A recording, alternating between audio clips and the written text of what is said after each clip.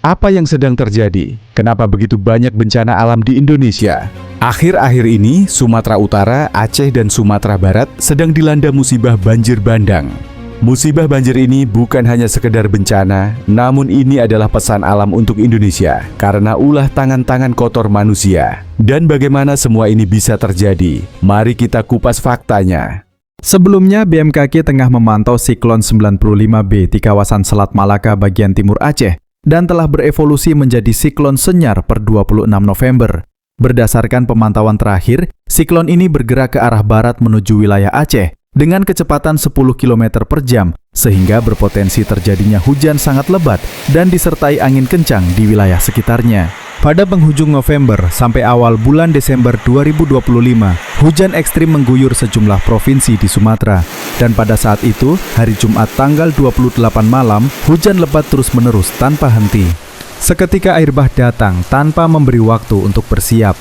Gelombang deras menerjang rumah-rumah warga, menghancurkan apapun yang berdiri di depannya. Dalam hitungan menit, semuanya porak-poranda. Dinding roboh, barang hanyut, dan tak ada yang benar-benar tersisa selain kepanikan dan suara derasnya air yang menelan segalanya.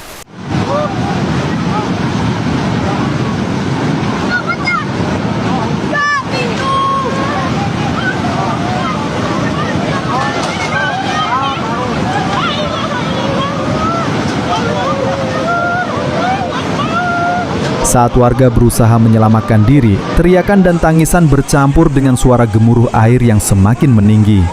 Jalanan berubah menjadi sungai dadakan. Lampu-lampu padam satu persatu dan malam tiba dalam kondisi kacau balau.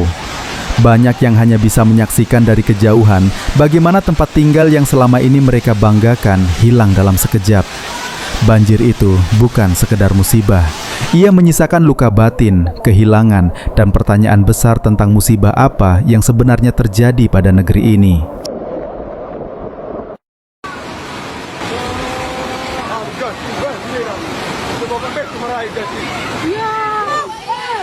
Banyak orang yang berteriak meminta tolong dan berusaha menyelamatkan sanak saudara dan keluarganya. Namun, banjir terus menerjang dan tak peduli apapun apa yang terjadi.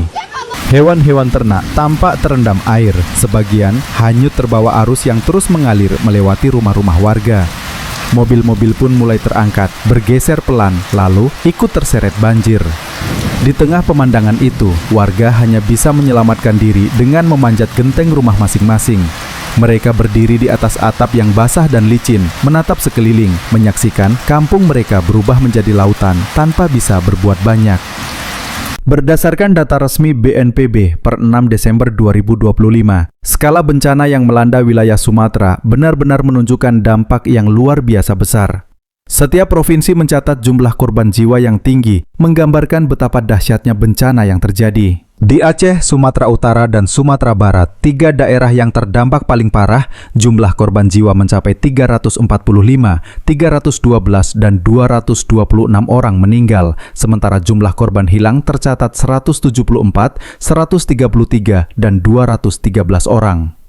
Jika digabungkan, totalnya menjadi 883 jiwa meninggal dunia dan 520 jiwa masih hilang.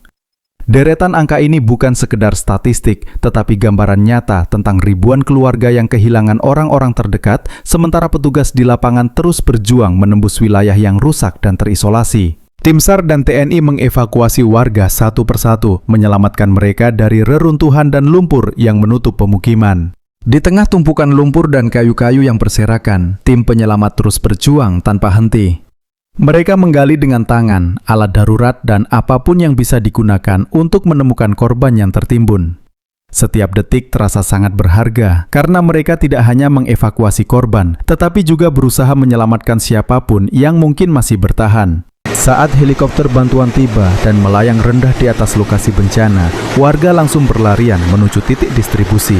Mereka menatap ke atas dengan penuh harapan ketika paket-paket bantuan mulai diturunkan, air bersih, makanan, dan perlengkapan darurat. Kehadiran helikopter itu menjadi momen yang memberi napas baru di tengah situasi yang serba sulit, membawa pertolongan yang begitu mereka nantikan. Dan warga mulai membawa satu persatu paket bantuan tersebut dengan sangat gembira karena bantuan yang dinanti-nanti akhirnya tiba. Nah, kita akan membahas di bagian penyebab banjir di Sumatera akibat penebangan hutan dan dampaknya. Penebangan hutan masif di Sumatera telah melemahkan kemampuan alam untuk menahan hujan dan mencegah erosi. Pulau ini kehilangan sekitar 4,4 juta hektar hutan, setara dengan luas negara Singapura. Dari data satelit terbaru, terlihat perubahan dramatis pada tutupan hutan di Sumatera. Wilayah yang dulunya hijau lebat dengan pepohonan besar dan vegetasi rapat, kini sebagian besar telah menjadi lahan gundul atau rusak akibat aktivitas perusahaan yang menebang hutan secara masif. Penggundulan ini tidak hanya menghilangkan pepohonan, tetapi juga merusak lapisan tanah dan ekosistem di sekitarnya. Banyak area yang sebelumnya alami kini berubah menjadi perkebunan atau lahan kosong yang tidak mampu menahan air dan menjaga keseimbangan lingkungan. Gambar satelit memperlihatkan pola bekas tebangan yang rapi namun masif, menandakan operasi penebangan skala besar yang dilakukan tanpa memperhatikan kelestarian hutan. Inilah daftar perusahaan yang disegel diduga picu banjir di Sumatera. Yang pertama DPT Agincourt Resource, yang kedua PT North Sumatra Hydro Energy, yang ketiga PT PN3, dan yang keempat PT Toba Pulp Lestari.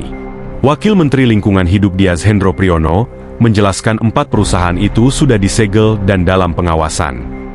Hal tersebut terlihat dari banyaknya gelondongan kayu yang terbawa arus banjir, sehingga gelondongan kayu tersebut menerjang rumah-rumah warga dan itu bukti hasil dari penebangan hutan secara masif. Sumatera kini menanggung dampak dari perubahan besar pada bentang alamnya, perubahan yang terlihat jelas dari data, laporan, dan jejak yang ditinggalkan di lapangan. Kita tidak bisa mengubah apa yang sudah terjadi, tetapi kita masih bisa menentukan apa yang akan terjadi selanjutnya. Semoga dengan memahami fakta di balik banjir ini, kita bisa lebih peduli, lebih kritis, dan lebih berani bersuara demi kelestarian hutan dan keselamatan generasi yang akan datang. Terima kasih sudah menonton. Jangan lupa untuk mendukung channel ini agar informasi penting seperti ini bisa terus disampaikan kepada lebih banyak orang.